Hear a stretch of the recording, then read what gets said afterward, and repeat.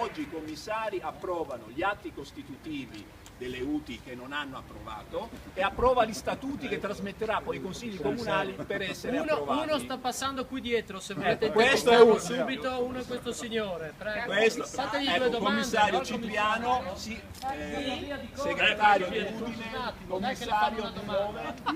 Dove ha mandato lui?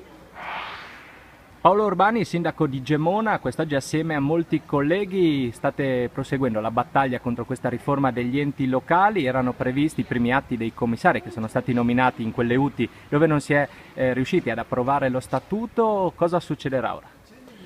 Succederà che la Regione attraverso i commissari farà questo atto di imperio, quindi lo statuto verrà approvato, dovremo poi portarlo nei nostri consigli comunali dove verrà nuovamente bocciato naturalmente dai sindaci e dalle comunità che si sono impegnati in questa battaglia, ma mi auguro anche da altri consigli comunali, e quindi poi vedremo quello che deciderà la magistratura su questa vicenda, perché è una vicenda che riguarda da vicino le nostre comunità, anche se ai nostri cittadini sembra così lontana. A proposito del ricorso, a quando si saprà qualcosa? Ma io credo che si saprà qualcosa verso la prima metà di novembre e speriamo tutti che sia una decisione saggia da parte dei giudici, perché così non si può continuare ad andare avanti. Renato Carlantoni, sindaco di Tarvisio, uno dei comuni ricorrenti e un comune che ricade nell'UTI della Val Canale Canal del Ferro, che è stata commissariata. Cosa vi aspettate ora dopo questa protesta eclatante di oggi?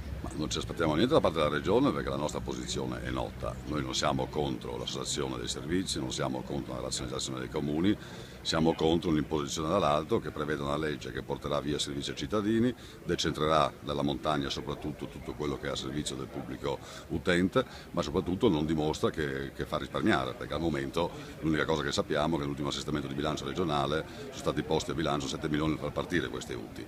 È una manovra evidente che chi dall'alto vuole controllare e centralizzare comunque il potere. Chiudere le province, chiudere di fatto i comuni, nominando i sindaci assessori di un'assemblea congiunta, significa semplicemente che c'è un potere centrale che poi decide a chi dare che cosa, e la dimostrazione è quello che succede oggi.